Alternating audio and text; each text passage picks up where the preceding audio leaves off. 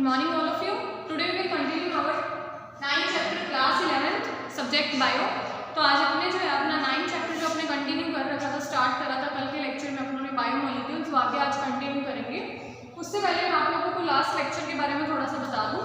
तो बच्चों मैं आज मैं दोबारा रिपीट कर रही हूँ कि ये चैप्टर जो है तुम्हारे लिए थोड़ा सा नया है, पॉइंट्स काफ़ी नए हैं, तो इसको थोड़ा ध्यान से समझना। इसको अदरवाइज मत लेना चैप्टर को, ये सिर्फ थ्योरी नहीं है, ठीक है।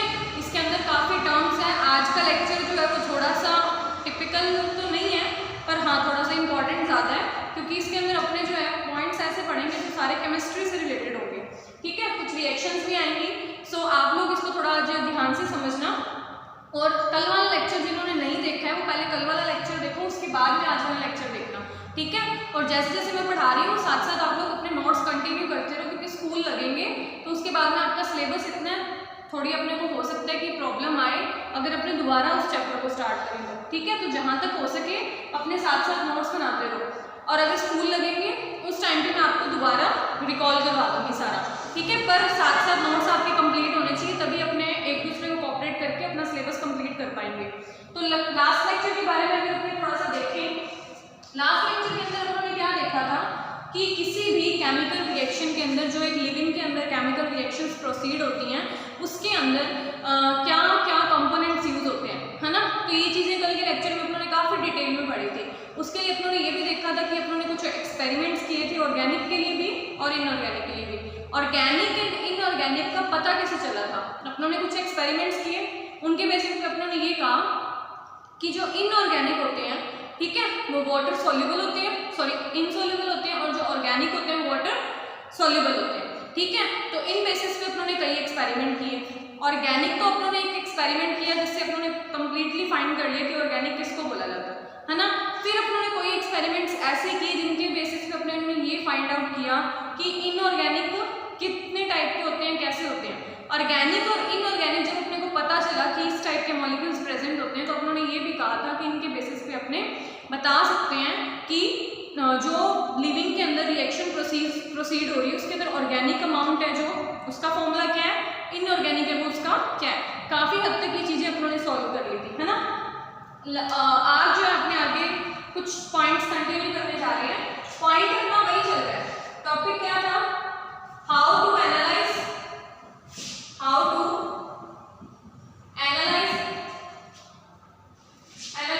द केमिकल कॉम्पोजिशन, यही देख रहे थे ना आपने, इसी के अंदर ये पॉइंट्स क्लियर किए अपने। तो ये जो टॉपिक मैंने आपको बताया था थोड़ा ज्यादा लेंथी है, इसलिए अपने इसको आधा ही किया था, कुछ पॉइंट्स तक मैंने आपको कंप्लीट करवा दिया था। आज अपने इसको आगे कंटिन्यू करते हैं। देखो पॉइंट्स जो थे इसके अंदर जो अपने लास्ट लेक्चर में किए वो मैंने आपको रिकॉल करवा दिए। इसके बाद जो है आज जो टोटली केमिकल रिएक्शंस जो है इसके अंदर आएंगे, ठीक है। ऐसे मान लो कि इससे पहले वाला लेक्चर जो था इस टॉपिक का पार्ट 1 था, आज पार्ट 2 स्टार्ट हो गया, ठीक है। अब देखो इसके अंदर क्या होता है, इससे पहले वाले लेक्चर्स के अंदर मैंने तुम्हें ये बताया था कि जो लास्ट उन्होंने कहाँ पे फिनिश किया था कि बायोकेमिकल रिएक्शंस, यानी कि बायोलॉजी के अंदर जो केमिकल कंपाउंड्स होते हैं उनको अलग नजरिए से अपने इंक्लूड करते हैं, और जो केमिस्ट्री के अंदर होते हैं उनको टोटली अलग लेते हैं। कंपाउंड्स वही होते हैं पर अपने बायो के अंदर उनको इस वे से लेते हैं ताकि जो लिविंग के अंदर प्रोसेस कंप्लीट हो रही है उसके लिए उनकी अलग एक डेफिनेशन चल रही है, और केमिस्ट्री के अंदर उसकी अलग डेफिनेशन चल रही है। तो बायो के अंदर और केमिस्ट्री के बेसिस पे उन्होंने क्या देखा था कि केमिस्ट्री के अंदर तो मॉलिक्यूल्स को क्या क्या बोला गया था, अपने देखा था कि केमिस्ट्री के अंदर कुछ कंपाउंड्स थे जिनको अपने एल्डिहाइड, कीटोन ये सब बोल दिया था ग्रुप्स के बेसिस पे, है ना। पर बायो के अंदर क्या था, बायो के अंदर अपने ये देखा था कि केमिकल रिएक्शंस जो लिविंग के अंदर परफॉर्म हो रही है उनके बेसिस पे क्या बोला, जैसे nucleoside base, nucleoside base, nucleotide, ठीक है। और इसके अंदर अपने कई पॉइंट्स लिए थे जैसे न्यूक्लियोटाइड, न्यूक्लियोसाइड और अमाइनो एसिड,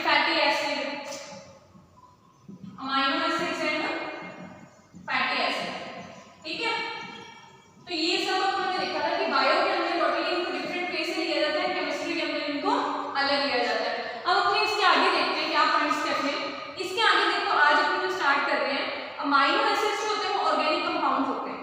क्या होते हैं अमाइनो एसिड्स? क्या होते हैं यहाँ से देखें अपने को।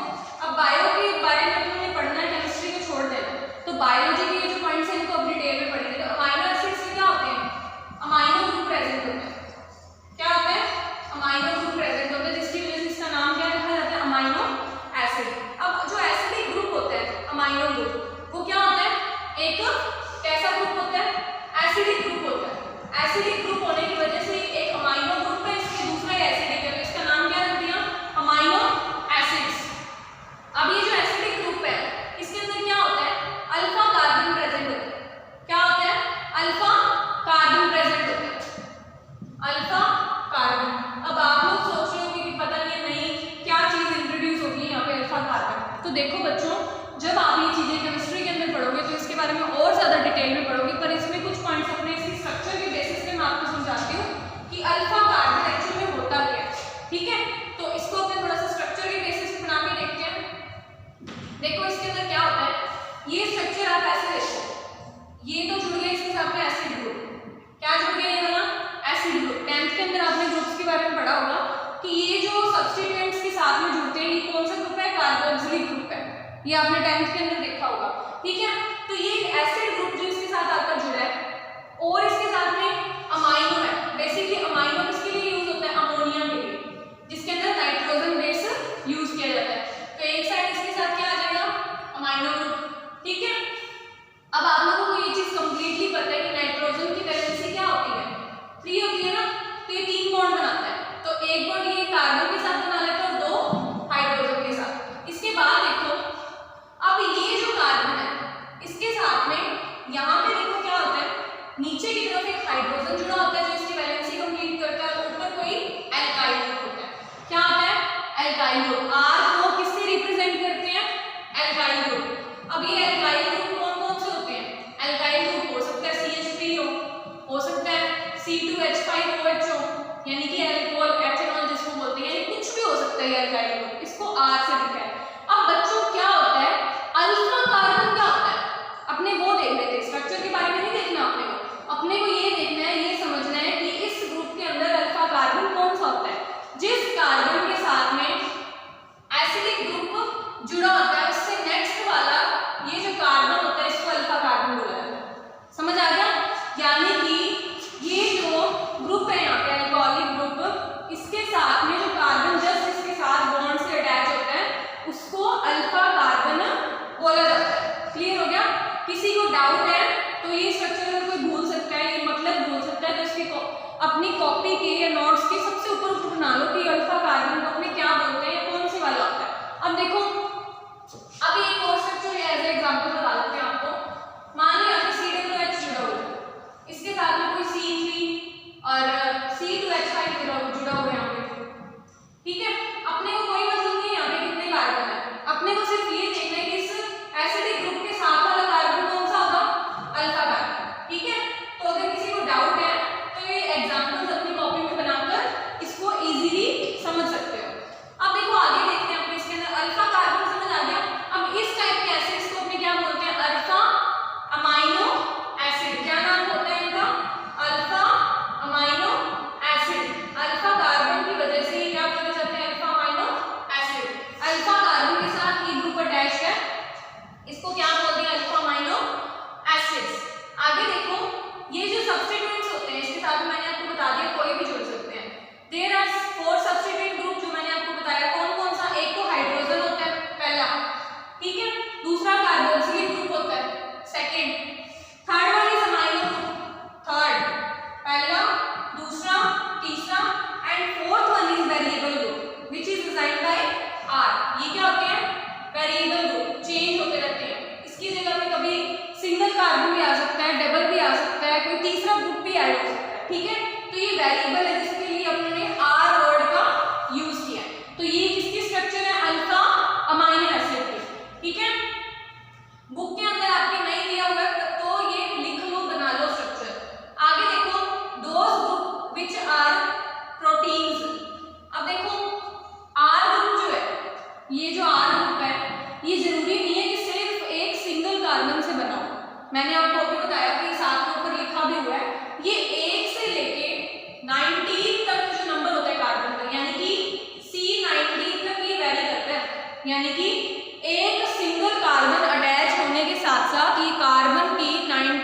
वैलेंसी तक, यानी कार्बन जो है 1900 नंबर में वहां तक ये इसके साथ अटैच हो सकता है। समझ आ गया? तो यहाँ पे R ग्रुप जो है, एल्काइल ग्रुप जो है, वेरिएबल होता है। क्या होता है? वेरिएबल। अब R के अंदर जो कार्बन का अमाउंट चलता है ये 1 से लेकर 19 तक कोई भी अटैच हो सकते हैं। ठीक है, तो इसके लिए अपने एग्जाम्पल देख सकते हैं, जैसे ग्लाइसिन हो गया। क्या हो गया?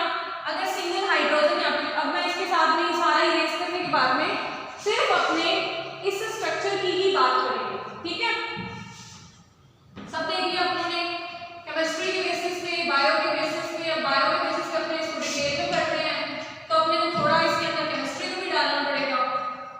ठीक है, डिफिकल्ट कुछ भी नहीं है, बस थोड़ी सी आपकी समझने की बात है। अब मैं इसके अंदर जो है आपको साफ बताती जाऊंगी साथ में कि यहाँ पे जो R ग्रुप है ये क्या है? वेरिएबल है। तो देखो इसके अंदर क्या होता है, ये R ग्रुप किसके साथ एक्सचेंज हो? अगर यहाँ पे हाइड्रोजन जुड़ जाए। क्या जुड़ गया? हाइड्रोजन। वेरिएबल होने का मतलब क्या होता है कि कोई भी ग्रुप इसके साथ आकर अटैच हो सकता है। तो हाइड्रोजन जुड़ते इसका नाम क्या हो जाएगा? ग्लाइसिन। क्या बोला जाएगा इसको? ग्लाइसिन। याद रखिए, स्ट्रक्चर भी आपकी बुक में है, तो अगर आप लोग इस लेक्चर ढंग से समझते जाओगे तो स्ट्रक्चर साथ साथ लर्न होते जाएंगे। तो ये जो R ग्रुप था इसकी जगह पर हमने क्या देखा? हाइड्रोजन। हाइड्रोजन रखते ही इस कंपाउंड का नाम क्या हो गया? ग्लाइसिन। अब वेरिएबल है तो एक और देखते हैं अपने, अगर यहाँ पे मेथाइल ग्रुप जुड़ जाए, ये क्या है? Methyl group. CH3 क्या बोला जाता है? मेथाइल। तो इसका नाम क्या पड़ जाएगा? एलेनिन। क्या डल गया इसका नाम? एलेनिन। इस कंपाउंड को क्या बोल दिया? एलेनिन। क्यों? Just because of the replacement of hydrogen with methyl group. ठीक है, एक और एग्जांपल की देखते हैं अपने इसके में मेथाइल के बाद में, अगर इसके साथ में अपने हाइड्रोक्सी मेथाइल डाल दें। हाइड्रोक्सी मेथाइल क्या होता है? दोनों को अलग अलग करो, हाइड्रोक्सी और मेथाइल।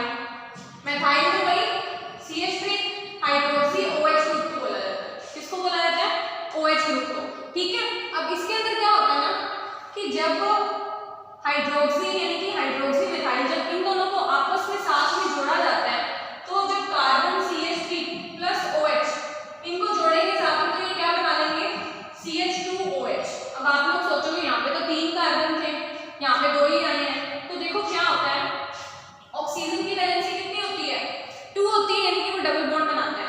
इस वजह से यहाँ पे इसका क्या रहता है? CH2OH। कार्बन की वैलेंसी इसके साथ अटैच होकर कंप्लीट हो जाती है। तो क्या जुड़ गया इसके साथ में? एक तो वैलेंसी कार्बन ने इसके साथ पूरी कर ली। ठीक है, CH2OH। अब इसको अगर हमने खोल के लिखें तो क्या बन जाएगा? ये C जो है एक सिंगल बॉन्ड इसने कार्बन के साथ बना लिया, H। ठीक है, डबल बॉन्ड ऑक्सीजन के साथ बना लिया और एक सिंगल बॉन्ड और आ गया। तो ओवरऑल ये क्या बन गया?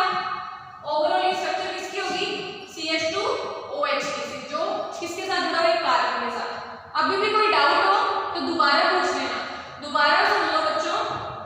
क्या किया आपने? जो कार्बन था यहाँ पे अपने थर्ड ग्रुप कौन सा जुड़ा? Hydroxy methyl. तो कंफ्यूज नहीं होना, तो दोनों वर्ड्स को अलग अलग करें तो दोनों वर्ड्स के कंपाउंड लिखो आप। हाइड्रोक्सी OH के लिए बोला जाता है, मेथाइल CH3 को बोला जाता है। तो जब इन दोनों को जोड़ेंगे तो एक हाइड्रोजन इसमें से ऑटोमेटिकली गायब हो जाएगा, बिकॉज कार्बन की वैलेंसी ओनली 4 होती है। 4 होने की वजह से ये 4 बॉन्ड ऑलरेडी एग्जिबिट कर लेता है, 5वां नहीं बना सकता, इसलिए हाइड्रोजन रिमूव हो जाता है और इसकी स्ट्रक्चर कुछ ऐसी हो जाती है। अब अपने को स्ट्रक्चर से मतलब नहीं है, अपने को ये मतलब है कि अपने जो CH2OH यहाँ पे जोड़ दिया है हाइड्रोक्सी मेथाइल ग्रुप, तो इसका नाम क्या पड़ गया? इस कंपाउंड को क्या बोलेंगे? सेरिन। क्या बोलेंगे? सेरिन। नाम क्या बन गया इसका? सेरिन। ठीक है, तो ऐसे जो अपने 1 से लेकर 20 तक के जो वेरिएबल होते हैं, 19-20 तक, इनके सबके अलग अलग नाम होते हैं। समझ आ गया? जो ग्रुप जैसे जुड़ेगा उसका नाम उसी के अकॉर्डिंग चेंज होता जाएगा। आगे अपनी बात करते हैं, इसको इरेज कर रही हूं मैं, साथ साथ ये पॉइंट्स नोट करते जाओ, आपको बिल्कुल आसानी रहेगी चैप्टर पढ़ने में। तो जैसे जैसे पढ़ा रही हूं थोड़ा सा इंटरेस्ट लेके सुनते जाओ। आगे पॉइंट देखो, केमिकल और फिजिकल प्रॉपर्टीज जो होती है अमीनो एसिड्स की,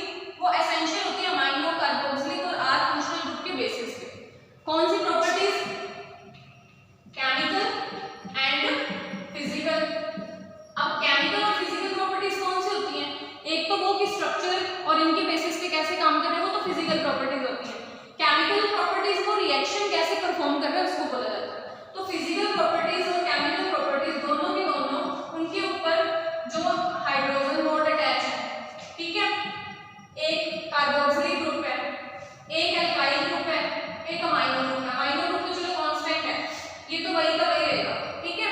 इन तीनों के बेसिस पे एल्काइल ग्रुप वेरिएबल है, तो जैसे जैसे ये चेंज होता जाएगा वैसे वैसे इनकी प्रॉपर्टीज भी बदलती जाएंगी। सो ओवरऑल ये इस पे बेस्ड है, टोटली जो कंपोजिशन इसके साथ अटैच होंगे उन्हीं के बेसिस पे इसकी केमिकल और फिजिकल प्रॉपर्टीज भी डिसाइड होगी। समझ आ गया? आगे देखो, based on the number amino acids and carboxylic group के ऊपर जो ये होते हैं बेसिकली इनके ऊपर डिपेंड करती है। अब ये कैसे होते हैं जो ये अमाइनो एसिड्स होते हैं, किसकी बात चल रही है? अमाइनो की चल रही है ना।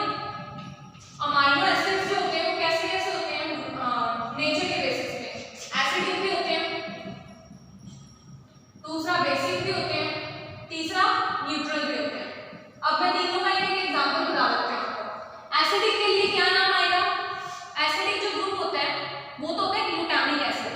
क्या नाम है उसका? Glutamic acid. तो लिख लेते हैं अपने इसको। अब बात करते हैं नेक्स्ट बेसिक की। तो बेसिक जो होता है वो कौन सा होता है? बेसिक जो ग्रुप होता है उसको लाइसिन बोला जाता है, lysine. And third one is neutral, जिसका नाम क्या होता है? न्यूट्रल का एग्जांपल अपने क्या ले रहे हैं? वैलिन। वैलाइन जो होता है वो न्यूट्रल क्या होता है? न्यूट्रल। तो ये तीनों जो चीजें आपको एग्जांपल जो है पता होने चाहिए। एसिडिक जो अमाइनो ग्रुप कौन सा होता है, बेसिक कौन सा होता है, और लास्ट वन इज न्यूट्रल कैसा होता है। अब यहाँ पे क्या होता है? एरोमेटिक अमाइनो एसिड्स भी मिलते हैं। चौथा कौन सा आपने लिख सकते हैं यहाँ पे? एरोमेटिक। एरोमेटिक का मतलब क्या होता है? जो एक रिंग समझते हो? रिंग ऐसी स्ट्रक्चर कंप्लीट जो क्लोज होती है, ठीक है, रिंग के बेसिस में होती है, जो कंप्लीट होती है। Aromatic amino acid. अब एरोमेटिक अमाइनो एसिड्स के एग्जांपल भी देख लो इसमें। एरोमेटिक अमाइनो एसिड्स जो होते हैं इनके अंदर आएंगे ट्रायोसिन, क्या नाम है? Tyrosine, tryptophan, phenylalanine. Tyrosine, tryptophan and third one is phenylalanine. ये सारे किसके एग्जांपल है? एरोमेटिक अमाइनो एसिड्स के, ठीक है। इनके बारे में ज्यादा स्ट्रक्चर्स वगैरह नहीं याद करनी है आपको, सीधा नाम याद कर लेना। अगर इतना डिटेल में जाओगे तो फिर वो बायो और केमिस्ट्री हो गई सारी की सारी, ठीक है। तो सीधा नाम याद कर लेना आप लोग। इसके बाद अपने आगे चलते हैं। अब एक पर्टिकुलर अमाइनो एसिड की प्रॉपर्टी होती है, ये क्या पढ़ रहे हैं? अपने प्रॉपर्टीज के बारे में पढ़ रहे हैं अमाइनो एसिड्स की। क्या क्या देखा आपने? सबसे पहला इसका केमिकल और फिजिकल नेचर जो होता है, यानी केमिकल प्रॉपर्टीज और फिजिकल प्रॉपर्टीज टोटली बेस्ड होती हैं कि उसके ऊपर जो आर ग्रुप है वो वेरिएबल है। तो जैसे जैसे उसकी जो ग्रुप्स चेंज होते रहेंगे उसी के बेसिस पे उसकी प्रॉपर्टीज भी चेंज होती रहेंगी। अब अपने बात की कि अमाइनो एसिड्स होते हैं एसिडिक भी होते हैं, बेसिक भी होते हैं, न्यूट्रल भी होते हैं और एरोमेटिक भी होते हैं। सेकंड प्रॉपर्टी ये थी। थर्ड प्रॉपर्टी इसके बारे में देखते हैं अपने। थर्ड में क्या है कि अमाइनो एसिड्स जो होते हैं ना वो आयनाइजेबल होते हैं। आयनाइजेबल का मतलब मैंने आपको पहले भी बताया, तो दोबारा सुन लो। आयनाइजेबल का मतलब होता है जो आयंस में टूटे, which is break down in ions, ठीक है। आयंस में टूटे तो इसके अंदर क्या होता है? जो ग्रुप है अपने पास पता है उसके अंदर आयंस कौन कौन से? NH2, ये भी आयन अगर ये अलग हो जाए तो, ठीक है। क्यों? क्योंकि ये इसका जो बॉन्ड होता है ये अपने ऊपर एक प्लस बना देता है। क्या बना देता है? प्लस, यानी कि एक वैलेंसी फ्री होने की वजह से ये किसी भी एक अदर एटम को अपने साथ जोड़ सकता है, क्योंकि नाइट्रोजन की वैलेंसी फ्री होती है। तो NH2 हो गया। COOH होता है वो नेगेटिव होता है, तो यहाँ से अपना हाइड्रोजन निकाल दे तो COO नेगेटिव बना लेते हैं। समझ आ गया? तो ये क्या होते हैं? आयंस होते हैं जो एक अमाइनो एसिड्स के अंदर प्रेजेंट होते हैं, जो कि इसी की वजह से ये आयनाइजेबल जो नेचर अपना रिप्रेजेंट करता है। अब इसका सॉल्यूशन जो होता है आयंस की वजह से अलग अलग पीएच में अलग अलग होता है, ठीक है। यानी कि इसके अंदर जो वेरिएबल आर ग्रुप है, ग्रुप्स कंटिन्यूसली चेंज होते रहते हैं, आयनिक कैरेक्टर है, इसी की वजह से पीएच भी इसकी चेंज होती रहती है और सॉल्युबिलिटी भी इसकी हर एक सॉल्यूशन के अंदर अलग अलग होती है। तो ये क्या था? सारी की सारी अमाइनो एसिड्स के बारे में डिटेल थी, अमाइनो एसिड्स के बारे में प्रॉपर्टीज थी। अब हम लोगों ने इसके अंदर अमाइनो एसिड से रिलेटेड क्या क्या पढ़ा? सबसे पहले तो हम लोगों ने ये देखा कि अमाइनो एसिड की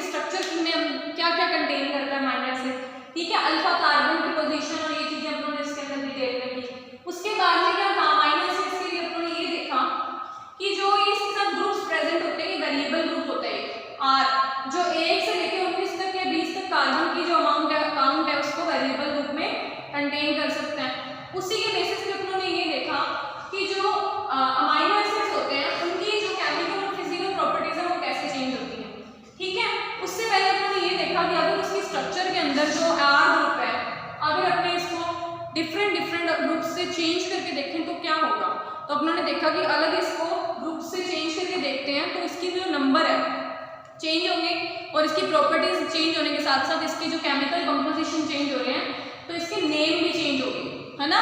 तो कौन कौन से देखे थे, हाइड्रोजन अटैच होती है, ग्लाइसिन, एलानिन, सीरीन, ये सब चीजें अपनों ने देखी। नेक्स्ट अपनों ने प्रॉपर्टीज के बारे में डिस्कस किया जिसमें केमिकल और फिजिकल प्रॉपर्टीज आई। फिर अपनों ने अमाइनो एसिड्स के बारे में देखा कि वो किस किस नेचर में होते हैं। फिर आयनाइजेबल नेचर देखा जिसकी वजह से ये अलग पीएच होती है इसकी सॉल्यूशन में और अलग तरीके से ये अपनी स्ट्रक्चर भी चेंज करता रहता है। अब मैं आपको इसकी एक स्पेशल एक पॉइंट है, एक स्ट्रक्चर बनाएंगे हमने जिसके अंदर मैं आपको बताऊंगी कि इस कंपोजिशन में थोड़ा सा अलग बिहेव शो करता है, यानी कि अगर इसकी आयनाइजेबल जो कैरेक्टर है उसको अगर थोड़ा सा डिटेल में पढ़ें, देखो क्या होता है। CH जो है यानी कार्बन जो है उसने क्या किया, यहाँ पे सिंपल स्ट्रक्चर बना दिया। ऊपर इसके साथ में एल्काइल ग्रुप अटैच है, नीचे हाइड्रोजन है और इधर क्या है, NH2 है, ठीक है। अब क्या हुआ, नाइट्रोजन जो था बेसिकली दो हाइड्रोजन के साथ में क्या करता है, ये ग्रुप में अटैच हो जाता है तो अपनी वैलेंसी कंप्लीट कर देता है। पर नाइट्रोजन जो होता है उसकी वैलेंसी 3 होती है, यानी कि वो इजीली 3 कार्बन के साथ में या 3 किसी भी मॉलिक्यूल के साथ में अपनी बॉन्डिंग कर सकता है, ठीक है। यानी कि इस तरीके से किसी के भी साथ में अपनी स्ट्रक्चर कंप्लीट कर सकता है। पर अपने को ये भी पता है कि नाइट्रोजन जो होता है उसकी आउटर शेल में 5 इलेक्ट्रॉन होते हैं। क्या होते हैं, 5 इलेक्ट्रॉन होते हैं, जिसकी वजह से जो 5 इलेक्ट्रॉन अगर अनपेयर्ड है, जिसमें से क्या होता है कि ये जो क्या करता है एक के साथ में बिल्कुल धक्के से एक बॉन्ड जैसे नहीं होता कि अगर एक हाइड्रोजन है तो क्या करता है, फोर्थ वाला हाइड्रोजन क्या करता है इसके साथ में 3 तो इजीली जुड़ जाते हैं। यहाँ पे फोर्थ वाला हाइड्रोजन क्या करता है इसके साथ में जबरदस्ती बाउंड होकर यहाँ पे N+ बना, क्या बना देता है N+। तो जब अपने इसको एक स्ट्रक्चर के रूप में देखते हैं, इसके अंदर भी क्या करता है NH3+ कंपाउंड बना देता है। नाइट्रोजन के ऊपर जो एक हाइड्रोजन का जो प्लस वाला चार्ज होता है वो यहाँ पे शिफ्ट हो जाता है, ठीक है। आगे देखो इसको, ये चीज आपको समझ दोबारा आ जाएगी। देखो नाइट्रोजन की वैलेंसी देखिए अपनी 3। अब क्या करता है, ये एक हाइड्रोजन है, एक हाइड्रोजन है।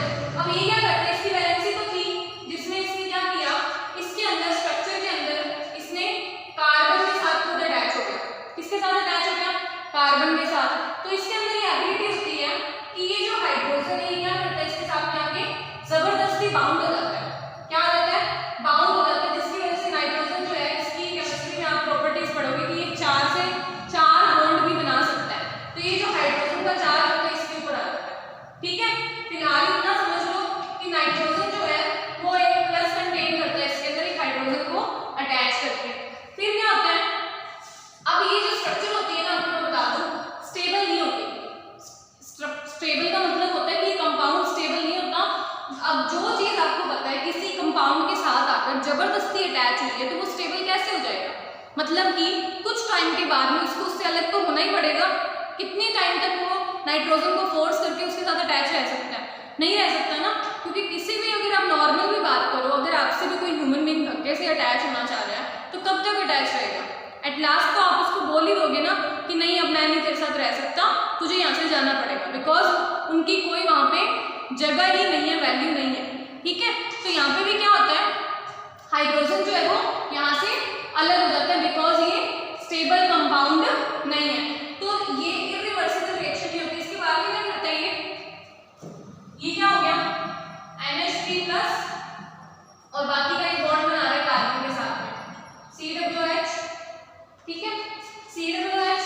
अभी यहाँ से क्या करता है, वही ग्रुप अटैच के साथ यहाँ से एक हाइड्रोजन जो है वो निकल जाता है, किसी और के साथ में अटैच हो जाता है। तो ये क्या कर देता है, इसकी वैलेंसी खाली, यानी कि एक नेगेटिव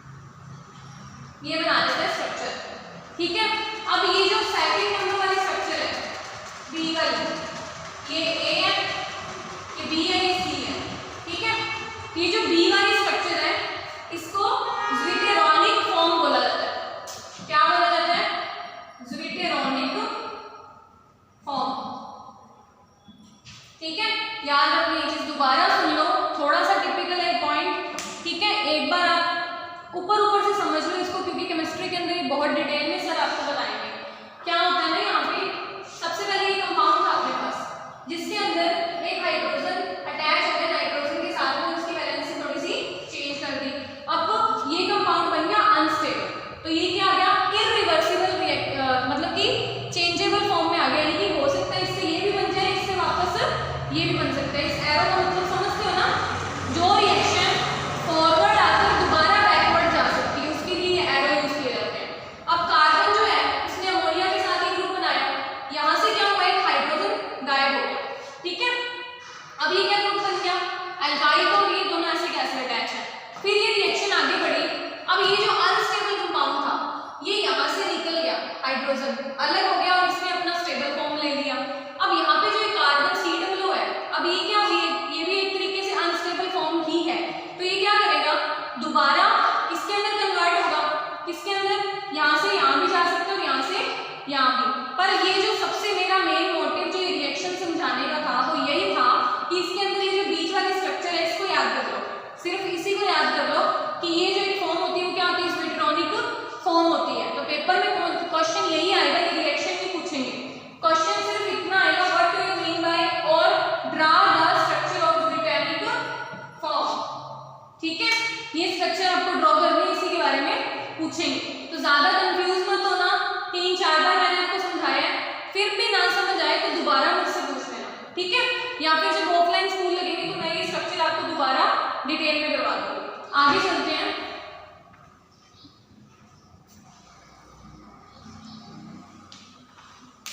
अब देखो ये तो था आज का अपना अमोनिया का पॉइंट, काफी लंबी होगी वीडियो, मुझे भी नहीं पता चला, ठीक है। तो यहीं तक आज अपने खत्म करते हैं, उसके बाद में अपने नेक्स्ट लेक्चर के अंदर अपने स्टार्ट करेंगे।